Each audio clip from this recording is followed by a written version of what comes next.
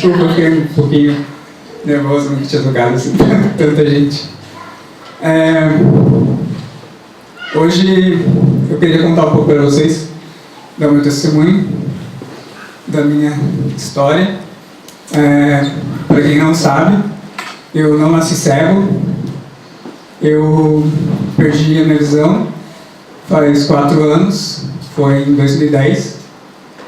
Em fevereiro, era uma semana, eram dias normais, eu tive uma febre e uma tosse muito forte. Estou aqui em nome de Alexandra. Você sabe, né, irmã Alexandra, que teve que viajar hoje para o Brasil, de férias. E antes dessa viagem, a gente marcou uma viagem para a Espanha, de carro. Fomos nós, eu, Alexandra e mais 3 meninas.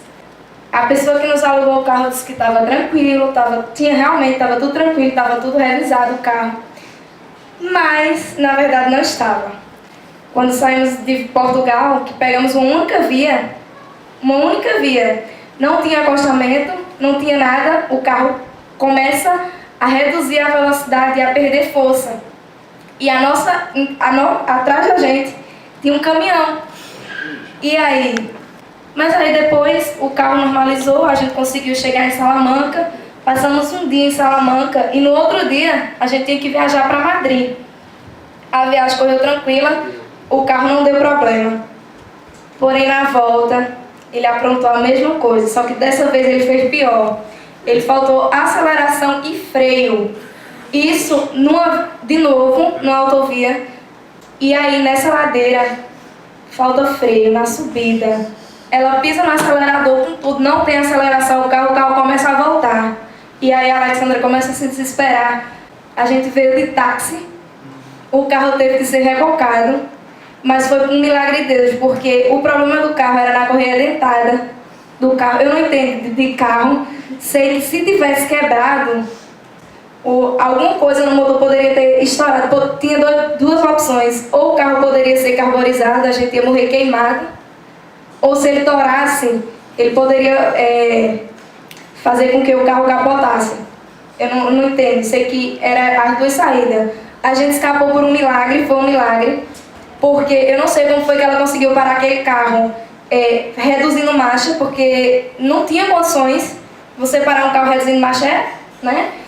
Então, ela me deixou essa missão hoje de testemunhar o milagre que aconteceu essa semana. E Deus proveu tudo, porque o socorro chegou dentro de 2 horas, a gente conseguiu vir de táxi, o motorista meio que dormindo, mas a Alexandra estava ali conversando com ele no pé dele. E aí a viagem estava prevista chegar às 7 da noite, a gente chegou 4 da manhã, 4 da madrugada. Mas estou aqui para glorificar o nome de Deus. Graças a Deus, graças a Ele, correu tudo bem. E foi um milagre, né? O carro não ter acontecido e ela ter conseguido parar esse carro. Amém, irmãos, era só isso. Dá um forte aplauso para Jesus. Aleluia. Glória a Deus. Essa aí vai ser missionária, hein? Fala bem. Mais um aninho para mim preparar ela para... Ó! Amém! Glória a Deus, que bênção, né? A nossa irmã Lindomar testemunhando nesse momento também para o Senhor Jesus, amém? Cumprimento a igreja com a paz do Senhor, amém, igreja? Amém. Eu vou contar rapidinho, são bem resumidos, porque são 2 rápidos, mas muito bem rápidos.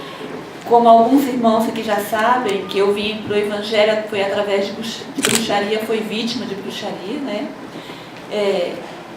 Fizeram para mim bruxaria, então eu sentia quando eu andava na rua como se tivesse uma tocha de fogo, a sensação que eu sentia era como se eu estivesse carregando uma tocha de fogo na minha perna, na canela, segurado na canela, andando na rua como se fosse durante a noite.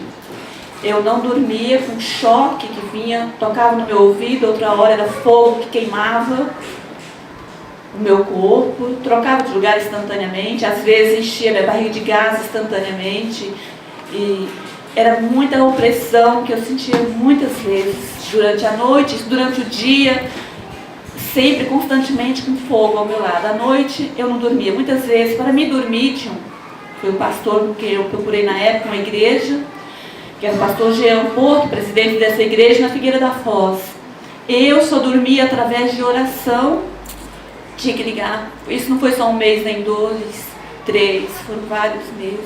Para mim dormir tinha que ser através de oração. Ligava para ele, ele fazia oração e eu dormia por volta de 1 hora, no máximo, e acordava, e assim era a vida dele e minha. Atormentei ele há muito tempo, nessas condições para dormir.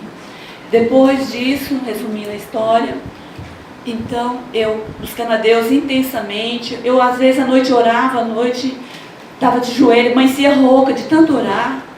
Às vezes eu estava lendo a Bíblia, ajoelhada, lendo a Bíblia na beirada da minha cama, a página da Bíblia era trocada, sem eu trocar. Tinha um site evangélico que eu dormia nele, eu dormia com esse site ligado também. Um dia eu estava dormindo e acordei, comecei a adormecer e ouvi vozes, ouvi uma voz, eu olhei que era voz de mulher, cheguei, tinha tirado o site evangélico e colocado um pornográfico, né? Estava lá um site pornográfico.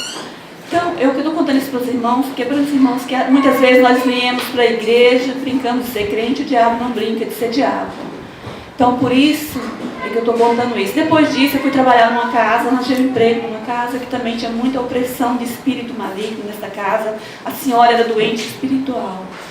Então, nessa casa, eu às vezes estava num lugar, caía uma caneta perto de mim, jogava objeto perto de mim, gemia ao lado da minha cama, saía da cama dela e vinha para minha cama.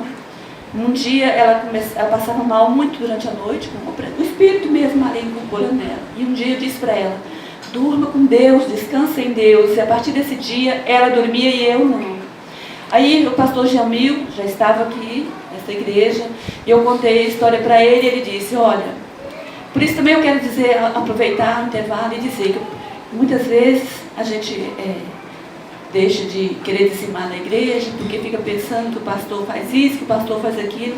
Mas eu quero dizer que a gente não pode pensar nessas coisas, tem que pensar mais, quando nós viemos a igreja dizimar para Deus. Por quê? Eu contei a minha ensinação para ele sabia o valor do meu salário, que não era um salário mau aqui em Portugal, 960 euros, são 96 euros de dízimo todo mês, é pouco, mas era dízimo, quer dizer, ele não olhou para esse lado, falou, irmã, vamos fazer uma campanha de oração para você. Durante uma semana, para que o que Deus vai decidir, se você vai embora dessa casa, ou se você continua nesse emprego. Se você vai embora para o Brasil, sai desse tormento, ou você continua. E eu, então, todas as noites que eu estava no trabalho, ligava para ele por volta das 10 horas, ele me dava um toque, ele ligava e fazia oração, era o prazo de terminar de orar e eu dormia. Eu deitava já mesmo assim, durante essa noite toda, durante essa semana. Então eu decidi que fiquei. Né? Deus foi me dando força espiritualmente, no mundo, e física também, para que eu vencesse. Terminou a campanha e eu decidi ficar, porque eu tinha muita dúvida, eu já tinha direito de tirar o cartão cidadão, para quem os irmãos brasileiros é a nacionalidade portuguesa. Eu tinha muita dúvida, eu não sabia se tirava ou não. E um dia eu comecei a orar e pedir a Deus, e o diabo sabia que ele desconfiou que eu estava orando, pedindo a direção a Deus, se eu tirasse a cidadania ou não. E ele então, uma noite, mas deu tudo certinho, meu filho foi fazer os trabalhos que tinha que fazer nos papéis, foi tudo muito encaminhado, tudo muito rápido, tudo no mesmo dia. Falei, então Deus quer que eu tire esse cartão. E comecei, e quando foi no dia de eu ir para o porto para tirar o registro criminal, eu levantei às 6h30 da manhã, veio uma voz no meu ouvido e disse assim, não vá. Mas não vai não, olha o vocabulário, não vá. Que era para mim pensar que era Deus que estava falando comigo. Mas eu levantei, fui, cheguei lá no porto, deu tudo certinho, tirei, menos de 3 meses, menos de 4 meses, eu estava com autorização de tirar o cartão cidadão, tirei a nacionalidade. Menos de 30 dias, eu já estou com o meu cartão na mão, e agora estou indo embora para minha família. Muita saudade. E quero agradecer ao pastor Jamil, o irmão Rafael, que também muito amigo. Também a irmã Laura, todos. Desculpa alguma coisa. Amém, irmãos? Então forte aplauso para Jesus. Eu fui saber, um dia falei para ele, Pedro, você escolheu Deus, não foi, Pedro? Sem saber da vida do Pedro. Pedro, continua nesse caminho, meu filho, que Deus tem grande propósito na sua vida. Tá bem? Ela contou tanta coisa e se esqueceu de um detalhe importante. Acho que é porque ela está emocionada aqui. Ela estava numa casa sendo atormentada espiritualmente, terrivelmente atormentada, uma situação difícil. Nós fizemos uma campanha, oramos, e eu disse: Deus vai dar uma solução para você. Ou Ele recolhe essa senhora, ou de repente você é mandado embora e volta para o Brasil. Mas ela foi valente, persistiu, e alguns dias antes da patroa dela falecer, a vozinha aceitou a Jesus.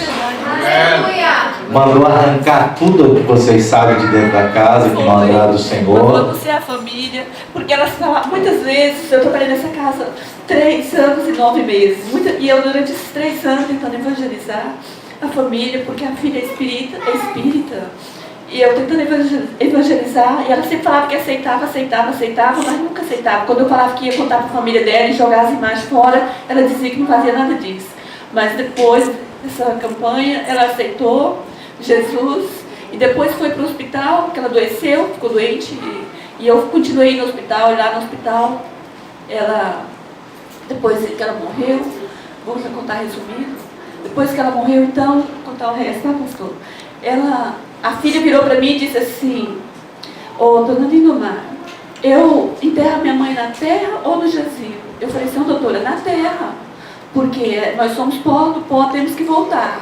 Aí ela disse assim: eu coloco um rosário na minha mãe ou não? Eu fiquei, tive receio, não tive a ousadia, e disse: não, doutora, faz o que a senhora bem entender, né? Pensei, o corpo não tem nada a ver, se eu falasse que ela não colocasse, ninguém com medo que ela brigasse comigo.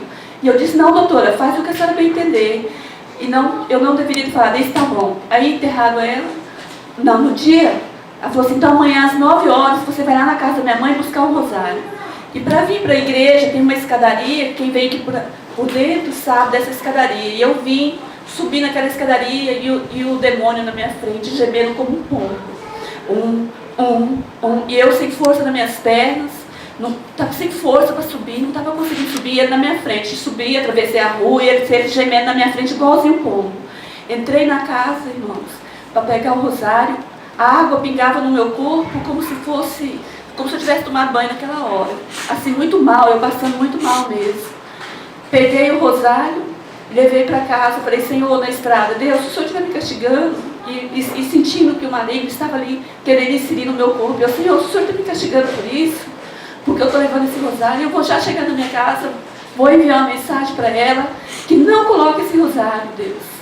E aí falei com Deus, cheguei em casa, sentei, eu estava passando mal, enviei a mensagem para minha patroa dizendo que como cristã, que eu não aceitava aquilo, que não era da minha opinião, que ela não colocasse aquilo. Fui e falei, foi que Deus tirou o mal que eu estava sentindo, e Deus me perdoou, porque senão teria acontecido coisas, né, que o pastor sabe, ele que bem conhece a palavra, eu não sei, só sei dizer que Deus, eu não deveria ter falado para ela, eu teria que ter tido ousadia, irmãos. Nós não temos que ter medo dos lobos, nós temos que enfrentar os lobos. Nós às vezes estamos no meio dos lobos, falamos com os lobos, com medo dos lobos, a gente tem comportamento de lobo com eles, porque ficamos com medo. E a gente não pode ter medo, a gente tem que ter ousadia, mostrar que somos ovelhas e enfrentar. Amém, igreja? Mais forte, irmão, para Jesus. Aleluia. Tudo que ela fala. Eu navegarei